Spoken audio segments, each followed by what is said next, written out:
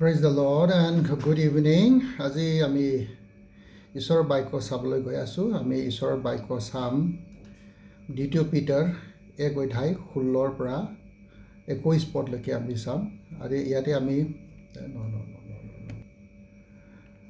আজি আমি এটা বিষয় আলোচনা কৰিম। এই বিষয়টো হৈছে বাস্তৱতে যীশু খ্ৰীষ্ট পৃথিৱীলৈ সঁচাকৈ আহিছিলনে, সেইটো বাস্তৱতে ঘটিছিলনে না এইটো এটা কাল্পনিক কথা। এই কথাষাৰ আমি বুজিবৰ কাৰণে আজি অলপ সময় আমি ঈশ্বৰৰ বাক্যৰ পৰা আমি চাবলৈ গৈ আছোঁ। যাৰ হাতত বাইবেল আছে আপোনালোকে বাইবেল মেলিব পাৰিব। দ্বিতীয় পিটাৰ 1:16 পৰা 21 পদলৈকে আমি অধ্যয়ন কৰিব। বাৰু মই যিহেতু ভিডিঅ'ত অলপ সময় কম ল'ব বিচৰাৰ কাৰণে বাইবেল পাঠবিলাক মই নকৰিম, আপোনালোকে নিজে নিজে পাঠ কৰিব। তাৰপিছত আমি ইয়াতে জানিবলগীয়া কিছু কথাবিলাক আমি শিকিম। ইয়াতে প্ৰথম প্ৰশ্নটো হৈছে যে বাইবেলত কিবা ৰহস্য বা কাল্পনিক কথা লিখা আছে নেকি?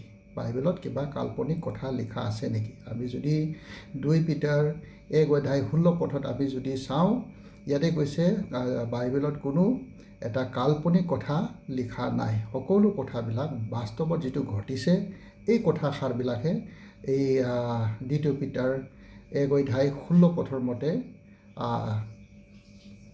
গোটেই যীশুৰ জীৱনত, যীশু যে এই পৃথিৱীত আহিছিল, যীশু যে এই পৃথিৱীত আহি স্বৰ্গৰাজ্যৰ কথা শিকাইছে, মানুহে কেনেকৈ জীৱন যাপন কৰিব লাগে এই কথাবিলাক শিকাইছে, কেনেকৈ সমাজত সকলোৱে মিলা প্ৰীতিৰে থাকিব লাগে, এই সকলো ভাল কথাবিলাক শিকাইছে। আৰু এইটো বাস্তৱতে যীশু খ্ৰীষ্ট স্বয়ং এই পৃথিৱীলৈ আহিছিল, এই কথাটো আমাৰ বাইবেলত কোৱা আছে। কাৰণ বাইবেলত কোনো এটা গল্প কথা লিখা নাই। পিতৰে যীশুক কেনেকৈ জানিলে? পিতৰে যীশুক কেনেকৈ জানিলে? পিতৰে যীশুক জনাৰ কাৰণটো হৈছে, আমি যদি 17 আৰু 18 অধ্যায়ত আমি যদি চাওঁ, আমি দেখি পাওঁ পিতৰে যীশুৰ লগত একেলগে আছিলে।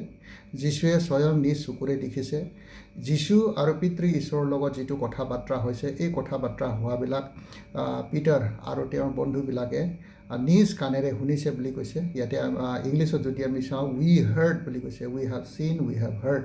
আমি দেখিছোঁ, আমি শুনিছোঁ, আমি তেওঁৰ লগত পবিত্ৰ পৰ্বতত একেলগে আছিলে। গতিকে পিটাৰে যীশুৰ বিষয়ে কেনেকৈ জানিছে? কাৰণ পিতৰে যীশুৰ লগত একেলগে আছিলে। 3 নম্বৰ কথাটো হ'ল, পবিত্ৰ শাস্ত্ৰ বা বাইবেলে মানুহৰ কাৰণে কি কাৰ্য কৰে? বাইবেল শাস্ত্ৰ পঢ়ি মানুহৰ কি লাভ আছে, বা শাস্ত্ৰ পঢ়াৰ পিছত এইটো পালন কৰি মানুহৰ জীৱনত কি লাভ আছে? আমি যদি 2 পিটাৰ 1:19 পদ আমি যদি পঢ়োঁ, আমি দেখি পাব যে যি ঠাইবিলাকত শুভ বাৰ্তা গৈছে, বাইবেলৰ বাৰ্তা গৈছে, সেই ঠাইবিলাকত অন্ধকাৰ আঁতৰি পোহৰ আহিছে বুলি কৈছে।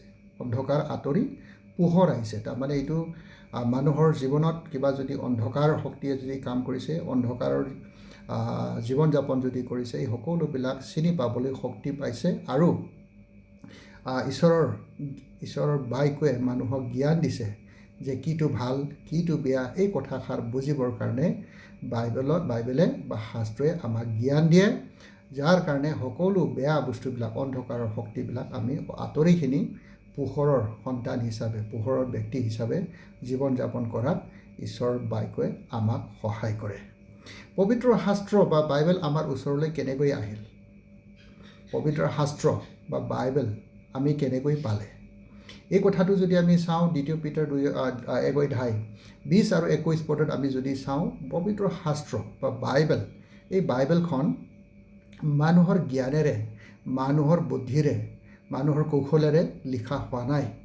সকলো বাইবেলৰ কথাবিলাক ঈশ্বৰৰ পবিত্ৰ আত্মাৰ যোগেদিহে লিখা হৈছে। হয়, মানুহে লিখিছে, মানুহৰ যোগেদি লিখিছে, কিন্তু পবিত্ৰ আত্মাই মানুহক সেই জ্ঞানটো দিছে।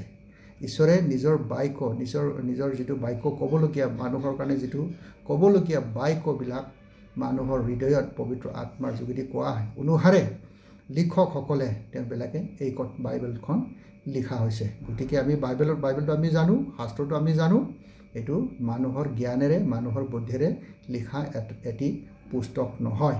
আৰু ইয়াৰ আমাৰ কিছুমান সাধাৰণ কিছুমান আমাৰ প্ৰমাণবিলাক আছে। তাৰ আমি যিটো বেছি দীঘলীয়া কৰিব বিচৰা নাই, সেইটো কাৰণে মই চমুকৈ ক'ব বিচাৰিছোঁ যে ইয়াত আমি দেখিছোঁ ইয়াতে প্ৰায় বাইবেলটো 40জন ব্যক্তিয়ে লিখিছে আৰু বাইবেলত 66খন কিতাপ আছে আৰু এই 40জন মানুহৰ মাজত বিভিন্ন ধৰণৰ মানুহ আছে কিছুমান ৰজা কিছুমান খেতিয়ক কিছুমান মেৰৰখীয়া কিছুমান সাহিত্যিক কিছুমানে ইতিহাসিক কিছুমানে বৈদিক ডক্তৰ কিছুমানে মাছ ধৰা মানুহ তেনেকৈ বিভিন্ন ধৰণৰ মানুহে এই কিতাপবিলাক লিখা হৈছে আৰু বাইবেলখন 66 পুস্তকটো লিখিবলৈ প্ৰায় 1500 পৰা 1600 বছৰ সময় লাগিছে 1500 বছৰ পৰা 1600 বছৰ আৰু তিনিটা কণ্টিনেণ্টত এছিয়া আফ্ৰিকা আৰু ইউৰোপত এই বাইবেলবিলাক লিখা হৈছে আৰু সেই লিখা ব্যক্তিসকলে এজন সিজনৰ লগত কোনো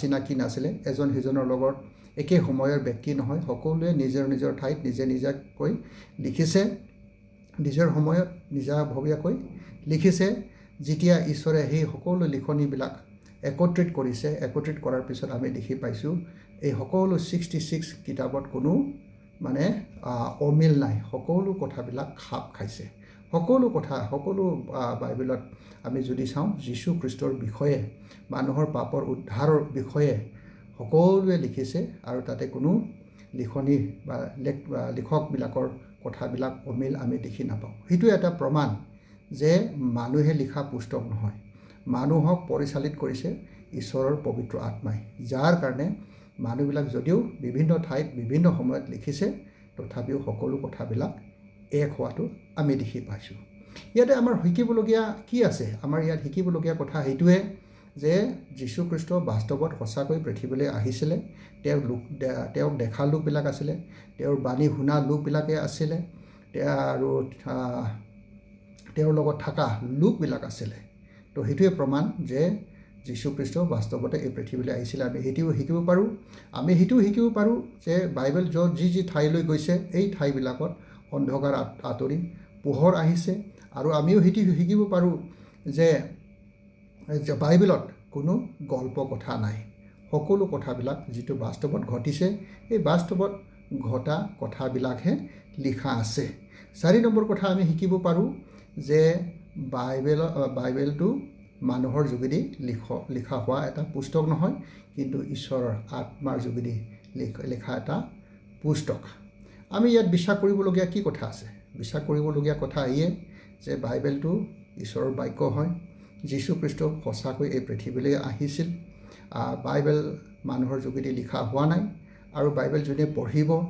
গ্ৰহণ কৰিব বাইবেলৰ অনুসাৰে চলিব তেওঁৰ জীৱনত পোহৰ আহিব সকলো অন্ধকাৰ আঁতৰি যাব এই কথা আমি বিশ্বাস কৰোঁ আৰু আমি নিজৰ জীৱনত আৰু আনৰ জীৱনত আনৰ সমাজতো আমি দেখি পাইছোঁ যে ঈশ্বৰৰ বাক্য শুনা গ্ৰহণ কৰা পালন কৰা ব্যক্তিবিলাকৰ জীৱনত পোহৰ আহিছে আমি এই কথাটো আমি বিশ্বাস কৰোঁ ঈশ্বৰৰ বাইবেল সকলো কথাবিলাক ঈশ্বৰৰ আত্মাৰ যোগেদি লিখা হৈছে আমি এইটো বিশ্বাস কৰোঁ যীশু খ্ৰীষ্ট এই পৃথিৱীলৈ সঁচাকৈ আহিছিল আমি বিশ্বাস কৰোঁ কাৰণ তেওঁক দেখা লোকবিলাক আছিলে ইয়াতে কিবা কৰিবলগীয়া কথা আছে ইয়াতে কৰিবলগীয়া কথা ডাইৰেক্ট আমাৰ ইয়াত আদেশ নাই কিন্তু আমি জানো যে যীশু খ্ৰীষ্ট সঁচাকৈ যদি আহিছে আমি তেওঁক বিশ্বাস কৰিব লাগিব বাইবেল যদি সঁচাকৈ ঈশ্বৰৰ শাস্ত্ৰ হয় ঈশ্বৰৰ বাক্যৰ যদি লিখা হৈছে তেনেহ'লে আমি সেই কথাষাৰ আমি প্ৰশ্ন কৰিবলৈ সন্দেহ কৰিবলৈ আমাৰ যোগ্যতা নাই যেনেকৈ লিখিছে তেনেকৈ আমি বিশ্বাস কৰি